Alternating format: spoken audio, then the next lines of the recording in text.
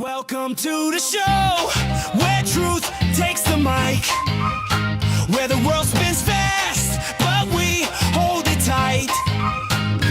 This is the Howie Silbiger Show on True Talk Radio, where the real ones go. Oh, politics, passion, the news of the day, no filter, no fluff, just the Silbiger way, so buckle up tight, let the debates flow. This is your hour, the Howie Silbiger Show. Silbiger Show. Silbiger Show.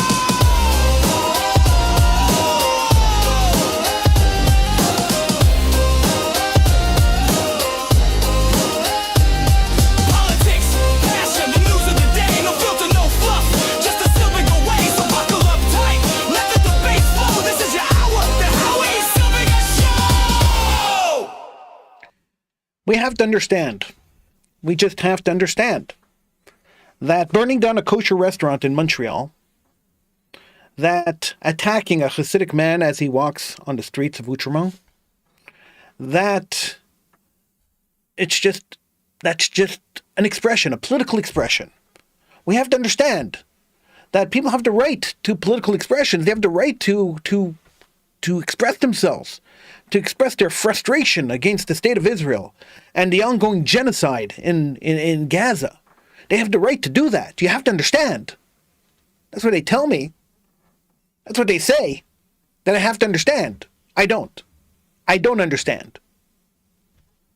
I don't understand how burning a kosher restaurant in Montreal, shooting at a kosher bakery, or well, Jewish bakery, not kosher, a Jewish bakery in Toronto, or beating up a man in Outremont as he walks down the street. I don't understand how that's an expression of political will. How that's an expression of how much hatred and total disgust people have towards the state of Israel. I don't get it. It doesn't make sense to me. But this is what I'm told. That's what I'm told. I'm told that we have to understand that Howie, it's natural that people would be upset. I don't find it natural at all. In fact, I find it revolting that people would even think that this would be a natural reaction to something happening thousands of miles away. That people would even think that they could excuse attacks on the Jewish community because of a war happening somewhere else.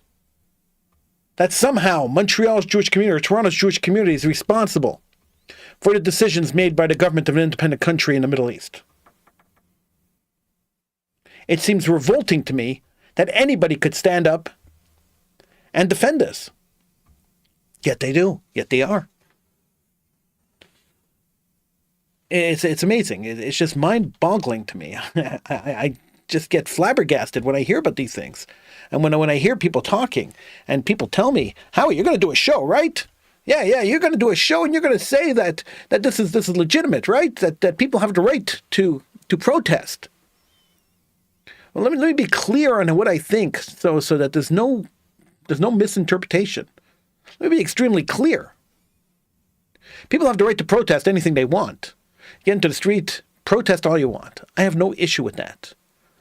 When protests turn into attacks, turn into the destruction of people's livelihood, turn into the injuring of men, women, and children, I have a major problem with that. When it becomes attacks on the Jewish community, attacks on synagogues, on kosher restaurants, how's that political expression? How's that not Jew hatred? What is the difference between somebody burning down a Jewish restaurant and beating up a Jew on the street in Montreal in 2026 and somebody burning a Jewish business and beating up a Jew on the street in 1943? What is the difference? How does it change? The hatred is the exact same. Now, I don't say this lightly. I never make Holocaust comparisons. And those of you who have watched this show in 30 years, I hardly ever make Holocaust comparisons. But living in North America now, in today's day and age, it's really starting to feel like the beginning of a second World War II, a second Holocaust. It's starting to feel that way. When the protesters were running through the streets and yelling, "Globalize the Intifada," I understood exactly what they were saying. And I got on the show night after night and I explained it to you guys night after night. I kept explaining it and people kept calling me a fascist. Howie, that's not what you mean. That's not what it is. How could you say that? But that is exactly what it is. Globalizing the Intifada is exactly what we are experiencing right now.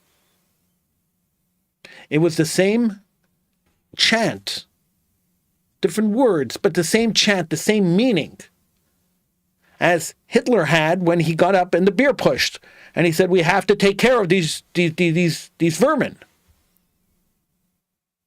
It's the exact same meaning.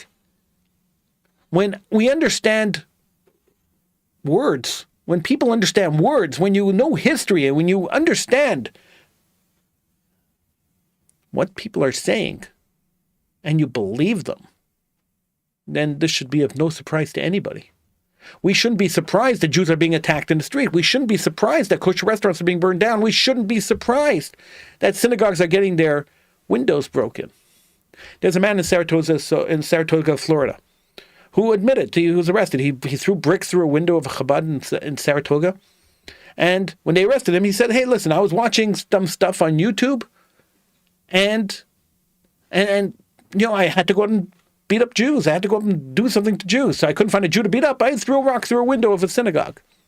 He wasn't going after Israel. He didn't go after the Israeli consulate. He didn't go after Israelis. He didn't go to fly to Israel and say, okay, I'm here to help Palestine.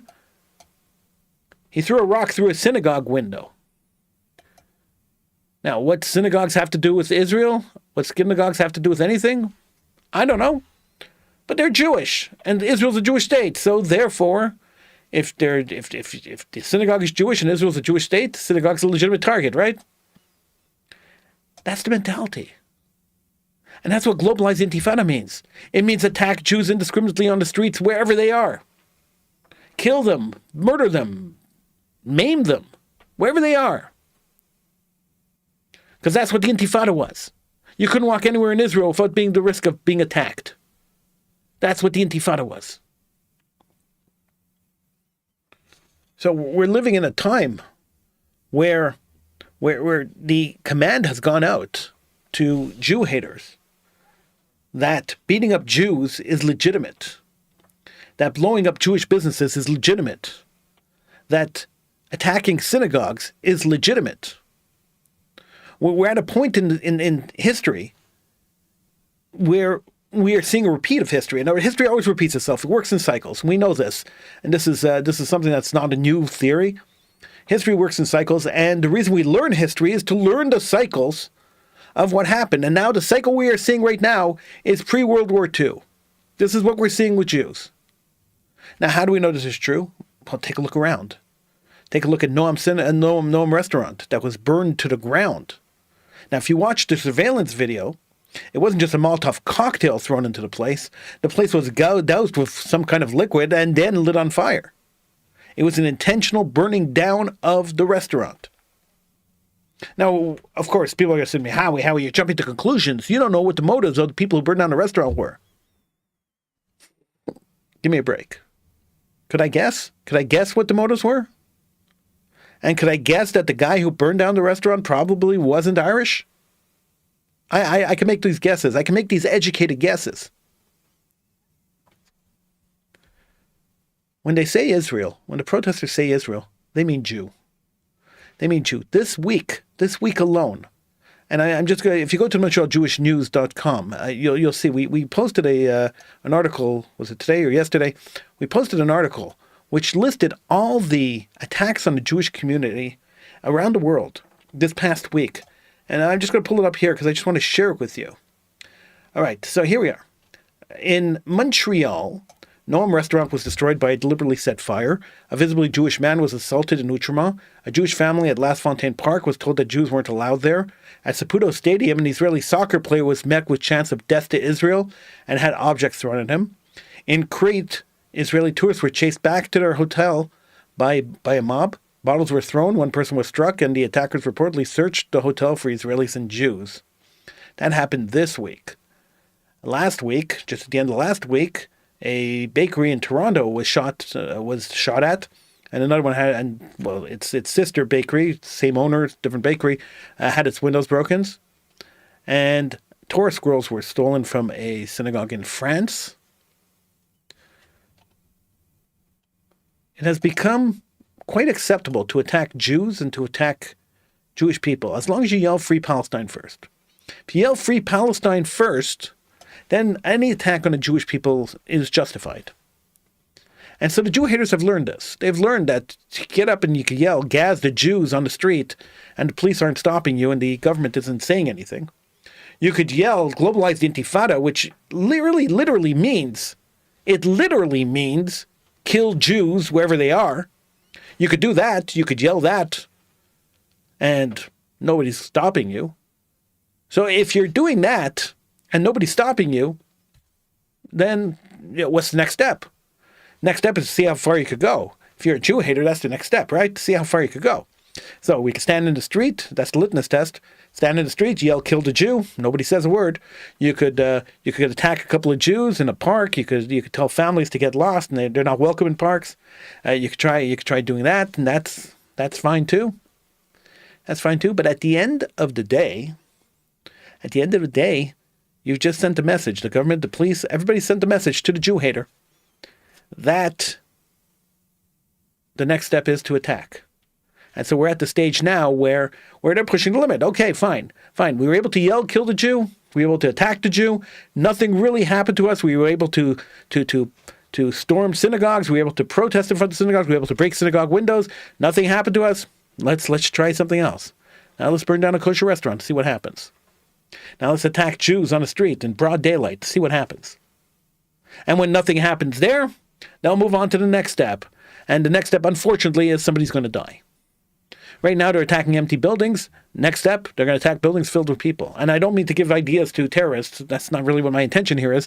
But that is the next step. That's the next logical step. Unless it's nipped in the butt right now. Unless somebody starts taking it seriously and starts saying, "Hey, enough is enough. We've seen enough to understand that this is not an acceptable situation. And the police are going to take care of this, as much as the police can take care of it." Once you allow an ideology to set, it's very, very hard to back it up. Once you allow things to happen, it's very hard to go back and say they can't happen anymore. There has to be consistent application of the law, which there hasn't been. We're live. You can call in if you want. 1-877-669-1292. 1-877-669-1292 is the number to call. You can get in on the conversation. I'm Howie Silbiger. This is the Howie Silbiger Show. We are sponsored by the Montreal Jewish News. Check it out, montrealjewishnews.com. And you see the whole world has gone nuts in hating Jews. It's amazing. It's just mind-boggling to me. I can't understand it. I just don't get it. When you think of all the I'm trying to find the right word so I don't insult anyone. No, I'm not just joking. I don't care about insulting people. The idea that we live in a victim society, a society where everybody's a victim, and the more victimhood you are, the greater you are looked at in society. The fact that we live in a society like that, and that applies to every single person in the world except for the Jews, it's fascinating. Why are the Jews excluded from the victimhood? So if October 7th happened to any other people in the world, there would be Live Aid for them. Oh, let's raise money for these people. The UN would be condemning things right and left. The whole world would be raising money and raising awareness on this massacre that happened to young people who were dancing at a music festival. If it wasn't Jews, that's what would have happened. There would have been solidarity around the world. There would have been concerts. There would have been speeches. There would have been condemnations and tears from everybody. Every lefty in the world would be crying. October 7th happened. Israel had one day of sympathy before the world started attacking. Where was the army? What happened with the government? It was an inside job. Everything started within 24 hours of the massacre. The people who were massacred were forgotten. Think about it yourself. You're listening to the show. Without using Google, name 4 people who died at the Nova Festival. Name 5 hostages. You can't do it. And you can't do it because the world didn't care about the victims, because Jewish life, Jewish blood doesn't matter. You can't name anybody who was affected by October 7th. Maybe one person, maybe 2 people, but you really can't name many people. And there were thousands of people who were affected. You can't really name any people who were affected by there. You talk about October 7th in the general term, but in specifics you don't know. And you don't know because the world didn't give a damn. And that's the world we're living in. The world that doesn't care. Doesn't care about the Jews, doesn't care about Jewish life. Jewish blood is cheap. If any other community, any other minority community, synagogue, or place of worship, temple was attacked, you'd have great outpourings of grief in the world, in society. They would be beside themselves. If anybody walked into a church and stole all the crosses, people would be outraged. There'd be protests around the world. How could this happen in a church? How could anybody allow this to happen? We have to fight. We have to find those crosses. There'd be outrage. So a synagogue in France lost 12 Torahs. They were taken from a synagogue in France. Not a word. Not even a newspaper article. Nothing. News sites didn't even carry the story, and if they did, it was a throwaway story. Because Jewish suffering doesn't matter to the world. Nobody cares about Jewish suffering. And I don't say this lightly. I've been saying this for many, many years, and I don't say it lightly. But it's at a point where we have to start taking care of ourselves. So Israel Now's Mayor Weinstein decided that he was going to do something about it. So he went and he's starting up a Jewish defense organization. And that's great. That's great. So what's going to happen with Mayor Weinstein's Jewish Defense Organization? First of all, he said it's not going to be militant. It's going to be more doxing people, collecting their information, releasing it about Jew haters. Okay, fine. Fine. So they're not going to get on in the streets and fight the Jew haters. All right. Well, what's going to happen? So let me take you through what's going to happen, because I lived through this. Way back in the early 90s, there were a bunch of robberies here in Montreal. Jewish old ladies who were walking back from grocery stores were robbed. They were beaten up, and one of them had their arms broken, and it was a really terrible situation. And a young me and another guy decided that we had enough of this. We weren't going to sit back idly and allow this to happen. And so we started the Jewish Defense. We started a Jewish Defense Club. It wasn't a Jewish Defense League. It was we called it the Jewish Security Force, JSF. And the Jewish Security Force was basically a walk home program for old people. So we got a bunch of volunteers. We trained them in martial arts, in Krav Maga. We trained them, and then we asked them to be available to walk elderly ladies from their homes in Côte-de-Neige to the supermarket and home, or to escort them wherever they're going and act as personal bodyguards. So if anybody came to attack them, which was happening constantly, there would be a bodyguard with them to defend them. It wasn't an offensive force, it was a defensive force. Now, when we started talking about this, and slowly in our political circles, in our circles, I got approached by a major person in the city who said, "I will fund it," and he gave us money. And we put that money to good use. We wanted to have identifiable T-shirts, and we wanted to have communications devices. So we went and we started arranging for all that. And then I got a call. It was a detective sergeant from the Montreal Police Force. And the detective sergeant told me that I had to come down to the police station with my friend who was co-starting this with me to have a discussion with him. So we went. We didn't have much of a choice. The police called us. We had to go. We went. That same day that we went to the police station, the suburban newspaper ran a story about this, about our girl with our hotline and everything in the story. It was a really good story. So we went to the police station, where we were told that what we were planning to do was not illegal, but the police weren't so happy about it. Imagine the police were not happy that a group of young Jews put together a security force to walk old people to the supermarket and home again. We weren't charging for it. It was a free service that we were offering. But the police weren't happy about it. The police weren't happy about us defending old people. Okay? And they told us that although it wasn't illegal, we could continue doing what we're doing. They would be watching us very closely. And if we stepped 1 inch over the line, 1 centimeter over the line, they told us, they would pull us in and arrest us. Okay. We went back. It wasn't really all that fair. We went back home. 2 days later, we got a call from the RCMP. We met with the RCMP officers who told us that they wanted to investigate to make sure that our organization wasn't a terrorist organization, that we weren't planning on being vigilantes, and we weren't going looking for trouble. Now, what the RCMP has to do with us walking on a Montreal street is beyond me, but we met with them, we spoke to them. And then they threatened the guy who started this with me. He was a Russian guy. His parents came from Russia. They threatened him that if he continued in this organization, they would deport him and his family back to Russia. So he had to drop out, and then the whole thing fell apart. He was the guy who was training us in Krav Maga. When I did a little bit of digging, I found out that the people who were responsible for this RCMP and Montreal police intervention were the Jewish community organizations, mainly Canadian Jewish Congress and B'nai B'rith. And when I confronted them, they readily admitted that they didn't come up with the idea, so they had to quash the organization. That I should leave the security of the Jewish community to the professionals, is what I was basically told.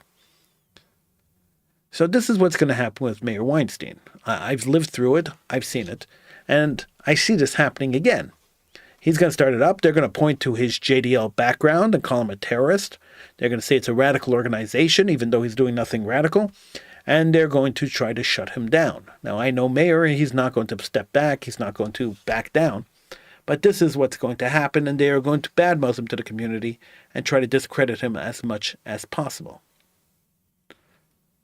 It's a sad game we're playing, because the people who kowtow to society, the people who claim to represent us and claim to protect us aren't doing a very good job. And when they don't do a good job, what happens is people like Mayor Weinstein rise up and say, hey, if you can't do it, I'm going to do it. Because I'm not going to sit back and put myself in danger and put my family in danger. I'm going to stand up and I'm going to fight back. I'm going to be here to protect myself, my family, and my community. And I wish there were more people like that who would step up and say, okay, enough.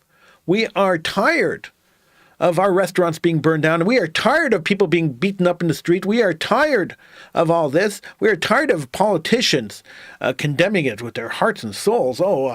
My heart goes out to the people who are hurt. My heart goes out to the owners of the restaurant. Oh, we're going to look into it. We're going to investigate it as a hate crime. No, stop investigating it as a hate crime. There is no more hate crimes when it comes to the Jewish community. Every attack on the Jewish community is a terror attack. Period. The goal of the people attacking the Jewish community is, number one, kill the Jews. Number two, terrorize the Jews so much that they leave. This is the goal. And if the goal is to terrorize the Jews, let's start calling it what it is. It's terrorism.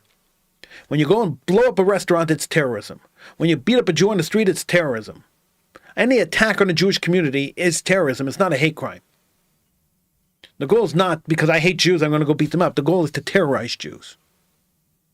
And anybody standing in the street yelling globalized intifada, anybody standing in the street yelling to gas the Jews, anybody standing in the street holding up a sign that says that murder Jews, they should be arrested and tried to the fullest extent of the law.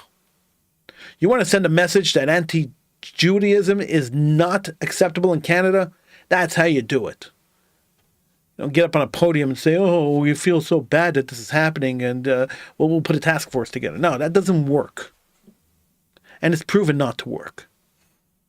So let's stop playing around with people's lives and livelihoods. Let's stop pretending that we care about the Jewish community. If you actually do care about the Jewish community, both the Quebec government and the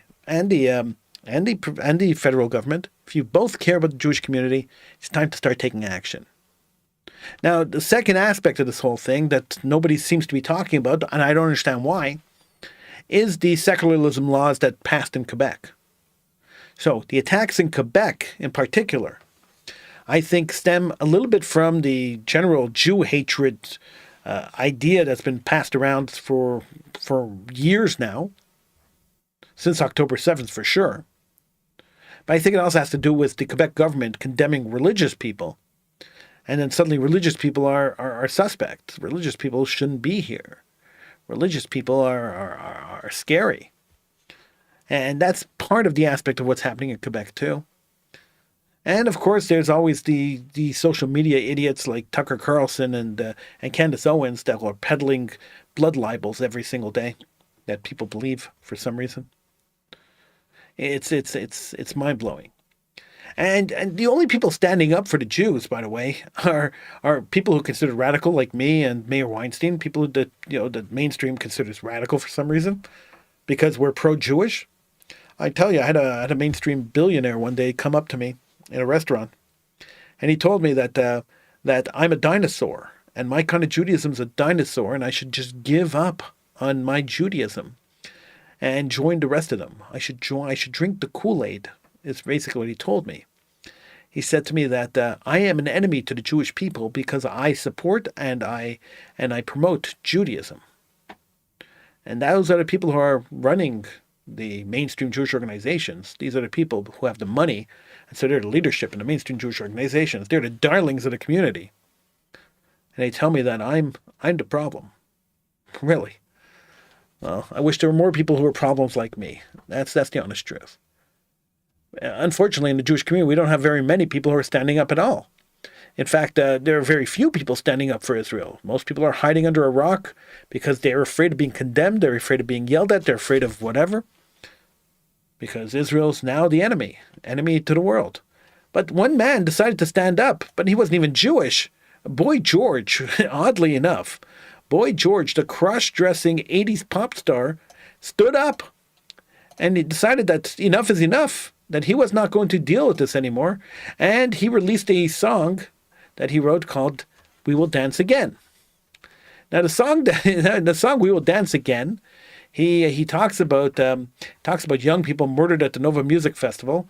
He rejects the lie that October 7th can be removed from the story and says that much of the entertainment industry has been hostile, enough to say, has been too hostile to say I stand with the Jews. Now, the reaction to Boy George's song was immediate and brutal. He was denounced across social media, including by members of his queer community that had celebrated him as an icon for more than 4 decades. Protests were organized outside the London Palladium, where he was scheduled to appear as King Herod in the musical JC Superstar. Within days, his manager removed him from the production. He then parted ways with the man who runs his record label because the man refused to release the song. Now, Boy George knew this would happen. He released a statement earlier this week where he said, in Buddhism, we understand that every action comes with a consequence. And after splitting with his record manager, he said, due to my decision to stand up for my Jewish friends, I'm losing a few people from my life. Now it's kind of embarrassing that this non-Jewish Catholic cross-dresser is the guy who's standing up for Israel. He's the main guy standing up for Israel. He's the front line. He says, I come from a place of peace. I'm a Jew-loving, trans-hugging, queer hippie. He says, and my mother would be proud of me. Now, he actually managed to remain gay, liberal, compassionate, and entirely himself while standing with Israel and the Jewish people. But that's a lot more than any that some Jews could manage.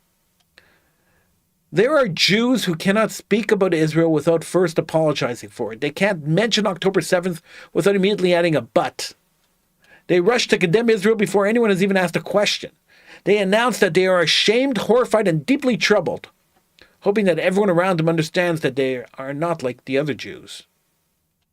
And they'll look at you straight in the face and say that's courage. No. It's not courage. It's cowardice. listen, they're not risking anything by attacking Israel. In fact, they're just saying exactly what their friends and colleagues and professors and union leaders and dinner companions want to hear. There's nothing brave about repeating the approved opinion in a room that already agrees with you. There's nothing courageous about joining the mob and then demanding recognition for doing it as a Jew. Some of these people sit on Jewish boards, they attend Holocaust commemorations, they speak endlessly about Jewish values. And then they're very comfortable mourning Jews who died 80 years ago. But listen, it's easy. Dead Jews are easy to mourn. They don't ask for anything. Living Jews are a lot harder. They're a lot more complicated. They fight back. The Jewish coward recognizes that dead Jews don't fire missiles. They don't carry rifles. They make difficult decisions. They don't embarrass them in front of their progressive friends or require them to think very hard. If there's a question, point to a picture of a crematorium or a pile of dead Jews, and the answers speak for themselves. Let's be honest. Israel was not created so that Jews could continue begging the world for permission to survive. It was created because the world repeatedly demonstrates what happens when Jewish survival depends on the sympathy of others. The Israeli army does not exist to produce good public relations. It exists to prevent another October 7th. There are many Jews who have adopted the language, history, and accusations of the people trying to destroy Israel. In their vision, the war October 7th is reduced to a footnote. Hamas is not existent. The hostages don't exist. The tunnels and rockets and promises to repeat the massacre all disappear. Israel is always guilty, and Jewish self-defense is always excessive. They've decided that acceptance is more important than the truth. They believe that if they condemn Israel loud enough, the people chanting against the Jews will make an exception for them. They believe that carrying the right sign, signing the right letter, or denouncing the right Israeli minister will purchase for them and their families safety. They are wrong. They are 100% wrong. I remember years ago, I was at a lecture where a man was talking about the Holocaust. Holocaust survivor was talking about the Holocaust. And he told me he grew up, well, he told us that he grew up in Nuremberg. And living in Nuremberg, he was one of the, he was a child, and his parents were those secular Jews, the kind of Jews that were Jewish by name only. And he said that when Hitler came to power, his father was really quite chill about it. He didn't care. He says, listen, he says, I'm more German than I am Jewish. I identify more with the Germans than I do with the Jews. And so since I identify more with the Germans than the Jews, the Nazis aren't going to bother me. I'm more German. Look, I'm cultured. I'm educated. I'm a cultured person. They're not going to bother me. His father, the Jew, went to the gas chambers the same way every other Jew in Germany did.